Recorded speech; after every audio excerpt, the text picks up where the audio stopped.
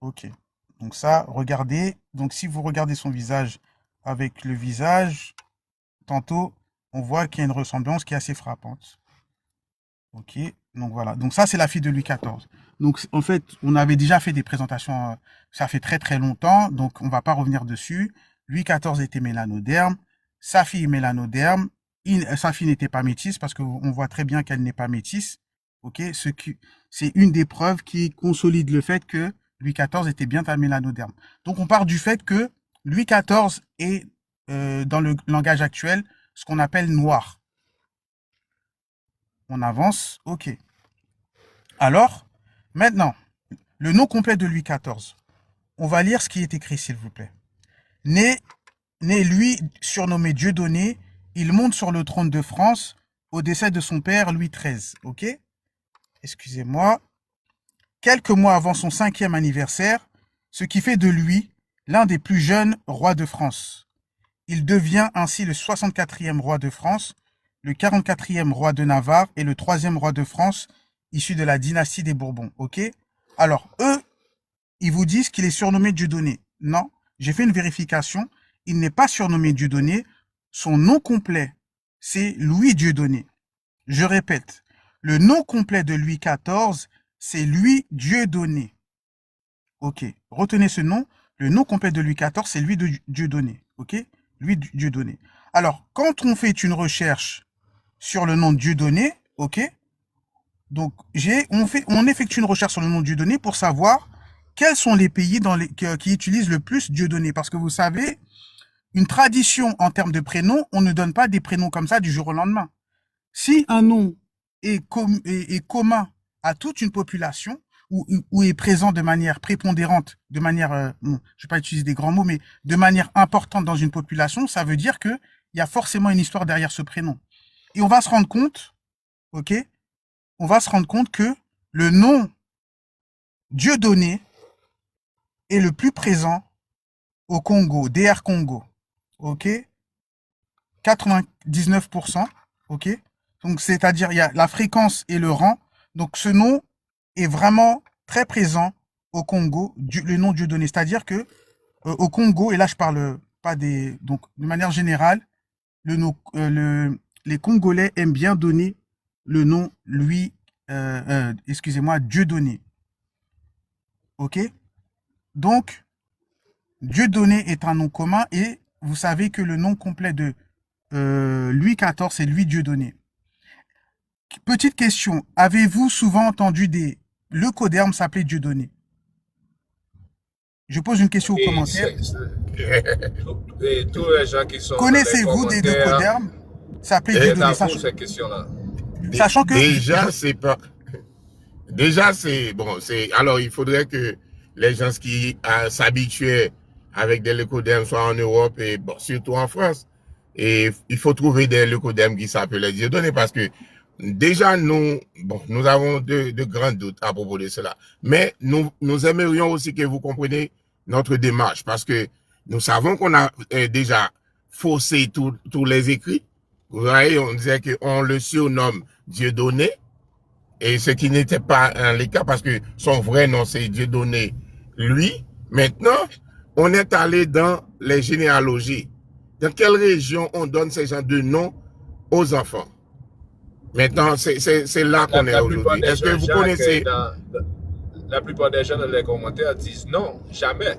Est-ce que quelqu'un quel monde là qui connaît quel monde pour blanc, ça n'aurait les monde blanc aujourd'hui à qui relait Dieu donné? Hein? Est-ce que tu es au courant de les locodermes qui s'appellent Dieu donné? Et ça, on peut voir, Dieu donné c'est a fait beaucoup par nous. commun. Exactement. En Haïti, tu peux trouver beaucoup de dieux donnés. Et je ne peux pas parler pour les Antilles. Je sais qu'on a nos frères et la Constance et de masque. Where is the mask? I don't see the mask. But c'est comme ça, on fait les recherches. Hein. De masque là, hein. C'est que il faut analyser la généalogie de ces gens-là. Et on peut trouver au Congo, Dieudonné, c'est beaucoup plus commun en Congo. C'est ça. Et la question à vous tous, est-ce que tu es au courant des locodermes qui s'appellent Papa, Dieudonné? c'est en France. Allez-y. Mais en France, Et c'est pas les leucodermes qui s'appelaient Dieudonné en France. Ce sont encore des mélanodermes. Mon grand-père paternel se prénommait Dieudonné aussi. Mélanoderme.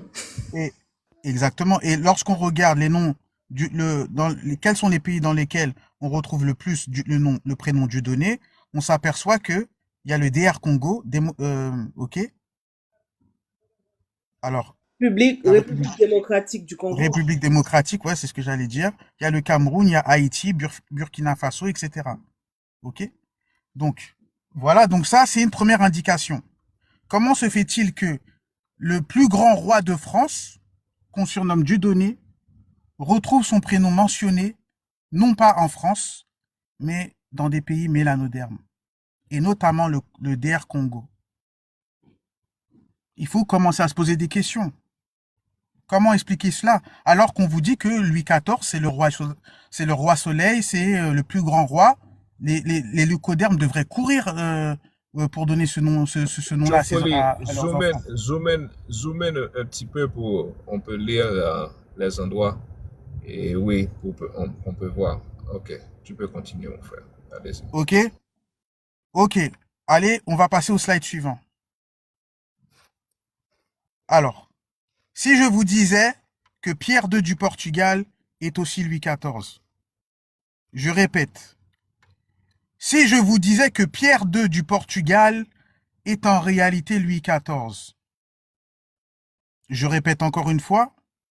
Si je vous dis que Pierre II du Portugal n'est autre que Louis XIV, et que l'identité de Pierre II est un personnage fictif qui cache en réalité Louis XIV.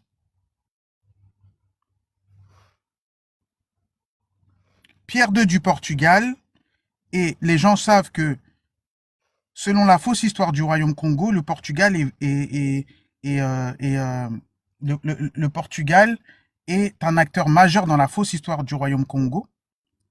Ok? Et là, je suis en train de vous donner une information clé. Je vous dis que Pierre II du Portugal, c'est en réalité Louis XIV. Ça commence à être intéressant. Ok? Bien sûr que ça commence à être intéressant parce que c'est la même chose pour l'histoire de Jacques Ier parce que nous savons déjà que pour nous qui ont l'habitude de suivre les exposés de les arrivées, nous savons que c'est le point fort des leucodermes de cacher des personnages et d'inventer d'autres personnages. Alors. Exactement. Et ce qui est intéressant, c'est que on avait vu tout à l'heure que, bon, on n'est pas resté dessus parce qu'on l'avait déjà prouvé dans un autre live, mais on avait prouvé précédemment que Louis XIV était aussi Pierre le Grand de Russie. Et là, je vous dis que Pierre II du Portugal est aussi Louis XIV. Donc déjà, ça fait deux pierres dans lesquelles ils ont caché Louis XIV. Ah, deux pierres. Ça fait deux pierres. Correct. Ok. Deux pierres d'un coup. Deux pierres d'un coup, exactement, la reine ICU. Donc là, on va essayer de prouver que Pierre II du Portugal est aussi Louis XIV.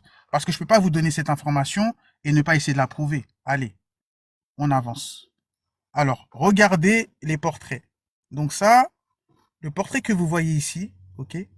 Donc lui, alors là, je vais vous montrer ça. C'est Pétrus II des Graïssa. Donc c'est gravure du roi Pierre II par Nicolas Visser. Ok, regardez bien comment il est habillé. Regardez. Donc ça, c'est Pierre II du Portugal.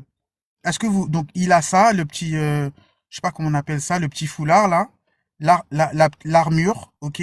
Regardez sa coupe, ok. Regardez sa coupe de cheveux, ok.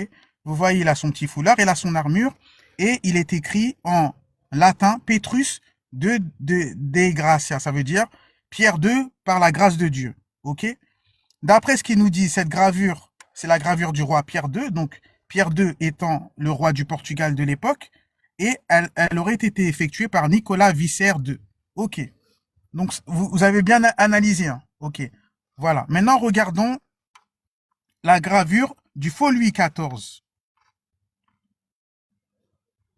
Donc, ça, c'est le faux Louis XIV, parce que tout à l'heure, je vous ai montré son vrai portrait. Il a son petit foulard et il a une armure. Ok. Donc ça, c'est le faux Louis XIV. Bien évidemment, c'est un Louis XIV leucoderme. Et qu'est-ce qu'on voit? Il est écrit Ludovicus XIV Dei Gratia. Donc, Louis XIV par la grâce de Dieu. OK? Donc, ils ont le même accoutrement. Ils sont habillés de la même manière. Et là, je vais vous montrer le vrai portrait de Louis XIV, celui qui est mélanoderne. On le reconnaît notamment avec ses lèvres épaisses. Donc, regardez sa coiffure. Donc, il a l'armure et il a le petit foulard. Ludovicus XIV. Vous voyez que ce Ludovicus-là n'est pas le même que celui que je vous ai montré. On le voit bien. Et vous voyez que Pierre II du Portugal a exactement le même habit que Louis XIV.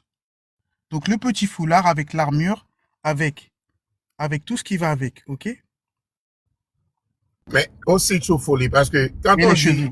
Petrus, c'est en latin. On a seulement changé le nom du français au latin. Et déjà, au Portugal, ça devrait être en portugais. Pourquoi un nom français changé en latin pour régner au Portugal? Déjà, il faudrait se poser la question. Et c'est encore la même chose. Louis XIV par la grâce de Dieu. C'est ça la tradition du latin va nous donner. Alors, continuez, frère. Allez, on va continuer. Allez. Donc, vous voyez, donc là, ils sont habillés exactement pareil. Tout simplement parce qu'ils cachent le personnage. Allez, maintenant, pour ceux qui ne connaissent pas, donc ceux qui viennent pour la première fois dans ce live, on aime bien faire des calculs vibratoires. Donc, je vais vous expliquer qu'est-ce que c'est que le calcul vibratoire. Sachez que l'ennemi cache toujours la vérité à travers la vibration. C'est-à-dire que l'ennemi peut mentir, il va mentir, mais il est obligé de garder la même vibration. C'est-à-dire, dans le mensonge, il est obligé de dire la vérité. Et comment la vérité là, on peut la faire sortir? C'est que les personnages fictifs que l'ennemi va créer ont toujours la même vibration que le vrai personnage lui-même. Il est obligé, pourquoi il est obligé? Parce que il est assujetti, il est obligé de se contraindre à la loi karmique. Il y a une loi karmique, ok, qui fait qu'il est obligé, même dans le mensonge, de dire la vérité. Et comment on peut comment dirais-je, comment on peut en fait les avoir? C'est qu'en retrouvant les faux noms, on peut retrouver la vérité à travers la vibration, qu'ils ne peuvent pas cacher, parce que c'est une loi cosmique, et ils doivent se conformer à cette loi cosmique. Donc, lorsqu'on fait un calcul vibratoire sur Pierre II du Portugal. Un instant, Tchoufoli. Alors, il faut dire aussi le fait que ce sont des documents qui ont été réécrits par des francs-maçons. Le calcul vibratoire devient très important parce que l'histoire du monde telle qu'elle est a été réécrite par les francs-maçons, les jésuites, les francs-maçons, les rosicruciens. Et c'est la raison pour laquelle ils ont toujours une tendance de cacher la vérité à travers des nombres et des calculs vibratoires. Allez-y, Tchoufoli. Exactement. Très bonne remarque. L'histoire a été réécrite par des jésuites, des rosicruciens, des francs-maçons, et donc eux ont pour habitude de cacher la vérité à travers les chiffres. Donc ils utilisent en fait toujours des techniques alphanumériques pour à la fois mentir et à la fois dire la vérité. Ok. Donc lorsqu'on apparemment Mig elle ne m'entend plus. Mix, tu m'entends? Est-ce que tout le monde m'entend? Parce qu'apparemment, il y a des gens qui... Vas-y. Si Ok. vous pas attendre Tchoufoli, rentrer, ressortir encore si tu n'entends pas, et tu peux sortir et re-rentrer encore. So, on Ok, t'entend très alors, bien, mon frère. ok, donc, regardons. Pierre II du Portugal. Pierre II du Portugal, ok. Ok, ça fait 244. Pierre II du Portugal, ça fait 244. Lorsqu'on calcule 244, au calcul vibratoire, c'est 2 plus 4 plus 4. Ça nous fait 10, ça nous donne 1. Ok, donc, le nom Pierre II de Portugal a une vibration de 1. Maintenant, Pierre II de Portugal était aussi appelé Pierre de Portugal. Donc, on va calculer Pierre de Portugal, on voit qu'ils ont la même vibration. Donc, on pouvait les appeler de manière interchangeable, soit Pierre II de Portugal, soit Pierre de Portugal. Donc, ça nous donne 190. 1 plus 9, ça nous donne 10 et ça nous donne 1. Ok. Maintenant, on regarde Louis XIV.